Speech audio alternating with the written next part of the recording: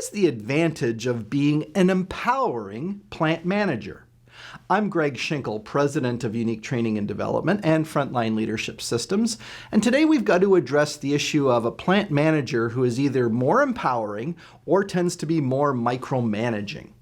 Now, some plant managers and some directors of operations and VP of operations believe that a good plant manager needs to have their finger on everything that's going on in that facility.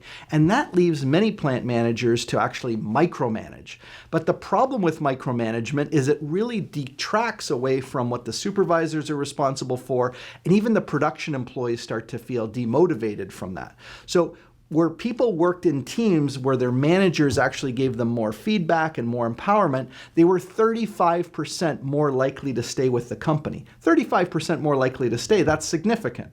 So we had one gentleman who had just been promoted to plant manager, and you got to keep in mind that many people are promoted into that role of plant manager either from previously being a production supervisor or a production manager, or that they were in a technical role like an engineering role, and then they're given this opportunity to be a plant manager. And so many of the things that they used to focus on in their previous role involved really being on top of details and projects and things. And so they come into the new role of plant manager and they continue to have their fingers in too many pies in terms of production. They actually are micromanaging, and they haven't empowered other people to be more successful. So I've got a few tips for how a plant manager can become more empowering so that they get more out of people and people make good decisions and are more accountable for what they contribute to the organization. So tip number one is to clarify expectations. You'll hear that a number of times if you watch enough of these leader feeders. Is the first step is to make sure people understand clearly what you expect, what needs to get done, to what level, and when does it need to get done. So that way they have a fighting chance of actually achieving what your expectations are. So clarify those expectations as a plant manager. It's really important that people know what you need to have happen and when it needs to happen and to what quality level it needs to happen. Number two is to challenge for growth. Now, remember this adage, it's who, not how. A lot of plant managers are stuck with the how am I going to boost my numbers or achieve the results that we need or hit our ambitious targets for the year. And the reality is your team is there to help you achieve those things. So you've got to think about who can help me, not how am I going to make this happen. And then realize that many people don't necessarily come to you and say, hey, I'm ready for more responsibility. So you as the plant manager have to challenge people to grow them, give them assignments that will stretch them, and then of course be supportive. So the third tip is to support and strengthen people.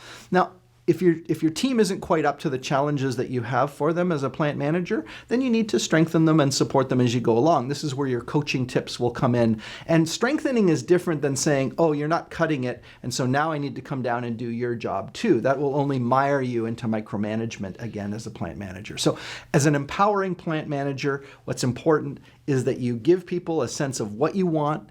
You give them that challenge so that they can grow into those roles and think about who, not how. And then finally, you strengthen them and develop them so that they can meet your results consistently, your expectations for results consistently. Now, once you've figured that out, you're going to realize that your success as a plant manager depends on having the supervisors and the production managers who report to you also be extremely effective in their leadership roles. Many people have been promoted from within only to struggle as they take on those leadership responsibilities. And that's where our frontline leadership program comes in. Whether you have us come on site to work with your team, or maybe because of scheduling, it just makes more sense to deliver it through our state-of-the-art virtual training studio.